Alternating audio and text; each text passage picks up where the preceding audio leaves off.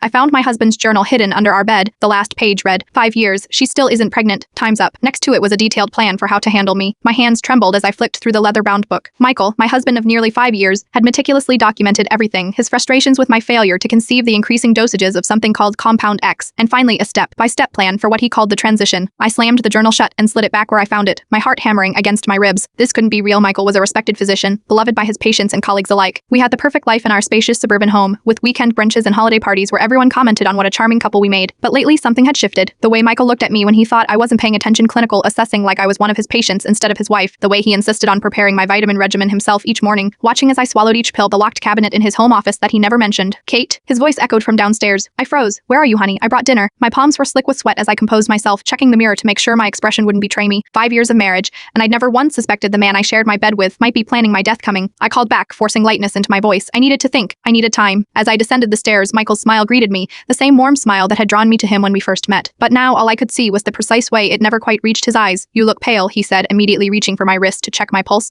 Are you feeling all right? I pulled away casually, manufacturing a laugh. Just tired from work. The hospital budget meetings are brutal this time of year. His gaze lingered on me for a moment too long before he nodded. I got your favorite, that from that place on Oak Street, and don't forget your evening vitamins. The small pill organizer sat next to my place setting, the same as it had for the past 3 years. A set now, I understood what might really be inside those capsules. Actually, I am not very hungry, I said. I think I might just go lie down. Michael frowned. You need to keep your strength up, Kate, and take your vitamins. It's important for what? I interrupted, surprising us both with the edge in my voice. For a moment, something cold and calculating flickered across his face before it settled back into concern. For your health, of course, what else? I managed a smile I didn't feel, of course, what else? That night, as Michael slept beside me, I stared at the ceiling and wondered how I would survive the next 24 hours with a man who might be systematically poisoning me in preparation for something much worse. Our anniversary was only 3 days away. According to his journal, that's when the transition was scheduled to begin. 5 years earlier, I never would have believed my life could take such a turn. I met Michael during my first week working in hospital administration at Westlake Memorial. He was the rising star of the nephrology department, brilliant quartermatic, and impossibly handsome in his white coat. You must be Kate, the new admin coordinator, he'd said, extending his hand. His touch lingered just a second longer than necessary. I've heard great things. How about I show you where to find the only decent coffee in this place? We were married 8 months later in a small ceremony by the lake. My mother had warned me that it seemed rushed, but I was certain I'd found my perfect match. Michael was attentive in ways no other man had been. He remembered every detail I shared, anticipated my needs before I voiced them, and made me feel like the center of his universe. Our first year together was blissful. We traveled to Italy for our honeymoon, bought our dream house, and talked excitedly about starting a family. Michael was particularly eager to have children, something that had surprised me given his demanding career. Family is everything, he would say, a certain intensity in his eyes, continuing our line, passing on what makes us who we are.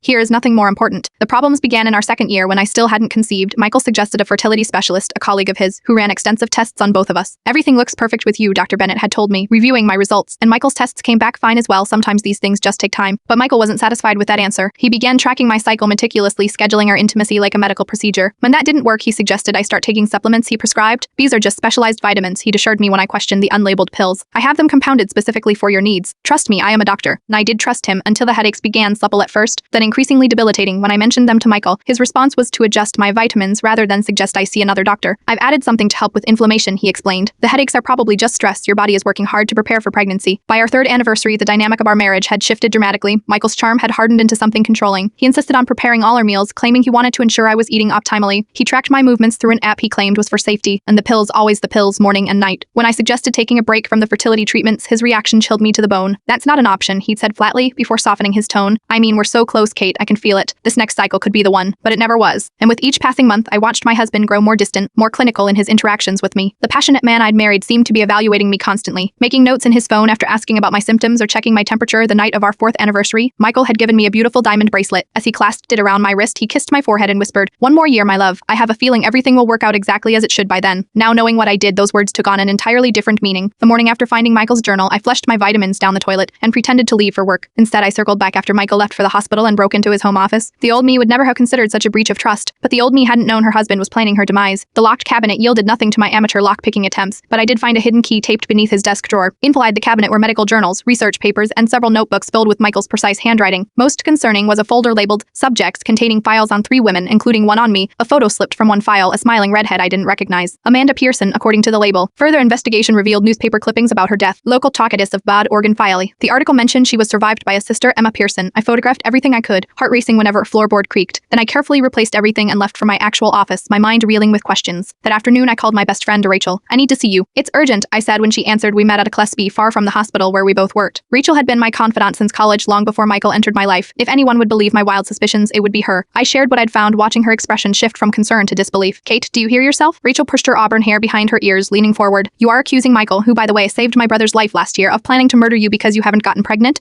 I know how it sounds, I admitted, but I saw it with my own eyes. The journal, the files, the research on organ harvesting, Rachel interrupted, her voice rising enough that nearby patrons glanced our way. She lowered her tone. Kate, Michael is a nephrologist. Of course he has research on organs, and keeping a journal about fertility struggles isn't a crime. It's more than that. I pulled out my phone to show her the photos I'd taken, but Rachel raised her hand to stop me. Listen to me. You've been under tremendous stress with the fertility treatments. These kinds of paranoid thoughts can be a side effect of hormonal medications or even depression. Have you considered talking to someone professional? I am not crazy, Rachel, I hissed, hurt by her dismissal. I didn't say you were, she backpedaled, but maybe T here is a more rational explanation. Impress me, you'll talk to a therapist before you do anything drastic. I agreed just to end the conversation, but as we parted ways, I knew I was on my own. That evening, I contacted a private investigator recommended by a colleague who'd gone through a messy divorce. The IE, a former detective named Martinez, agreed to look into Michael's background discreetly. Most spouses who hire me are concerned about affairs, Martinez commented during our meeting in a nondescript coffee shop. This is different. I know, I said, sliding an envelope with cash and the information I'd gathered across the table. But if I am wrong, no harm done. And if I am right. Martinez nodded grimly. I'll be thorough and quick. Your anniversary is in 2 days. And according to his notes, that's when something called the transition is supposed to begin. Back at home, I maintained a fast facade of normalcy while secretly collecting my essential documents and a small emergency bag, which I left in the trunk of my car. Michael watched me like a hawk, his concern appearing genuine to anyone who didn't know what to look for. But I saw the calculations behind his eyes, the slight frown when I declined his offer of tea or skipped my vitamin regimen. I've been thinking, he said casually over dinner that night. Let's go to the lake house for our anniversary. Just the two of us away from everything, it might be exactly what we need. The lake house, isolated miles from the nearest neighbor, the perfect place for the transition to occur without witnesses. That sounds wonderful, I lied, my mouth dry with fear. That night I lay awake beside him, my mind racing. Martinez had promised results within 24 hours. I just needed to stall until then. But as dawn broke, bringing us one day closer to the anniversary Michael had been planning, for I realized time was running out faster than I'd anticipated. Martinez called me the following afternoon while I was alone in my office. Mrs. Wilson, I need to meet with you immediately, he said, his voice tense. I found something you need to see. We met in the hospital parking garage. Martinez handed me a manila envelope, his expression grim. Your husband isn't who he claims to be, he said as I opened it. His real name is Michael Whitmore. He changed it after graduating medical school, and here's a pattern you need to be aware of. Inside were photos and documents detailing Michael's past, including his relationship with Amanda Pearson, the woman from the file I'd found. They'd been engaged 5 years before he met me. She died of multiple organ failure after a mysterious illness, Martinez explained. The investigation was inconclusive, but her sister Emma pushed for further inquiry. Nothing came of it. Your husband was cleared, but there was another woman before Amanda. Sand pattern 5. Your relationship, mysterious illness, death attributed to organ failure. My blood ran cold. He's done this before. Martinez nodded. I ran a toxicology panel on a hair sample from your brush. He hesitated. You are being poisoned, Mrs. Wilson's Hunchin, with a compound that damages organs over time while mimicking natural disease progression.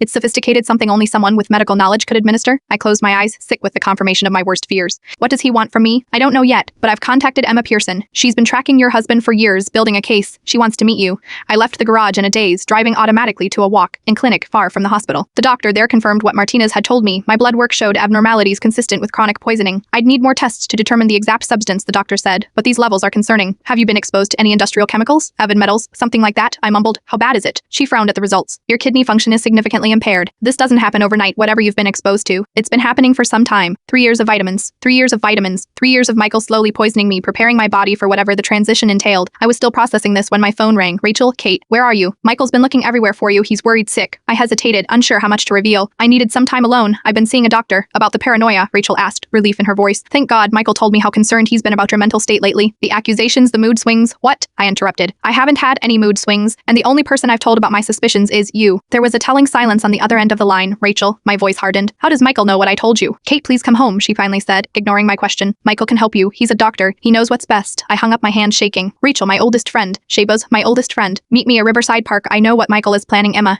Pearson was nothing like I expected with her cropped platinum hair and intense gaze. She looked more like a corporate executive than the grieving sister of a murder victim. We sat on a park bench overlooking the river, far from any surveillance cameras Michael might access. He's collecting organs, Emma said bluntly, skipping any preamble, not to sell them, to use them himself. What? I stared at her, trying to process this bizarre claim. Michael has a rare genetic disorder that causes accelerated organ failure, she explained. Most people with this condition don't live past 30 without multiple transplants. But Michael found another way. He identifies compatible donors, cultivates relationships with them, then slowly poisons them to create organ failure that mirrors his own condition. That's insane, I whispered. But even as I said it, pieces started falling into place. Michael's obsession with my health, the meticulous medical records, his desperation for me to get pregnant. He needs a baby that shares his DNA, Emma continued, confirming my thoughts. A genetic insurance policy, a source of stem cells, and eventually compatible organs to harvest as needed. But why me specifically? Why Amanda? You are both universal donors with rare tissue compatibility markers. Michael doesn't leave these things to chance. He studies potential matches for months before making contact. I thought back to our chance meeting at the hospital, how he'd known so much about me from the start. Had any of it been real? Why hasn't anyone stopped him? I demanded. If you know all this, medical murders are nearly impossible to prove without a pattern, Amanda replied. Amanda's case was ruled natural causes. The woman before her too. I've been building evidence for years, but Michael is careful. He adjusts his methods each time. She handed me a flash drive. This contains everything everything I've gathered, medical records, toxicology research, timelines. Martinez is helping me compile a case for the police, but it's not enough yet. Her gaze intensified. Your anniversary is tomorrow. Whatever Michael is planning, it's happening soon. I nodded, my mind racing. I need to get my things and disappear. He'll find you, Emma warned. Men like Michael don't give up easily. We need to catch him in the act. We spent the next hour formulating a plan. I would return home or pretend nothing was wrong and go to the lake house as planned. Emma and Martinez would follow, gathering evidence while I wore a recording device. As we parted ways, Emma gripped my arm. Be careful. Amanda thought she could outsmart him too. I went home to pack an overnight bag for the lake house. My nerves stretched to the breaking point. The house was quiet when I arrived. Too quiet, Michael. I called out, trying to sound normal. No answer. I went upstairs to our bedroom and froze in the doorway. Rachel sat on the edge of our bed, calmly folding clothes into a suitcase. What are you doing here? I asked, my hand instinctively reaching for my phone. Helping you pack for your trip, Rachel replied with an unnervingly placid smile. Michael asked me to make sure you had everything you need. Where is he? On his way. She stood, blocking my path to the door. Kate, please stop fighting this. You are making it harder than it needs to be. You know, I realized, backing away slowly. You've known all along what he's been doing to me. Rachel sighed. Michael is a brilliant man doing important work. Do you have any idea how many lives his research could save? The medical applications are revolutionary. He's killing people for their organs, I shouted. He's ensuring his survival, she corrected, her voice eerily reasonable. And advancing medical science in the process. I've been helping with his research for years.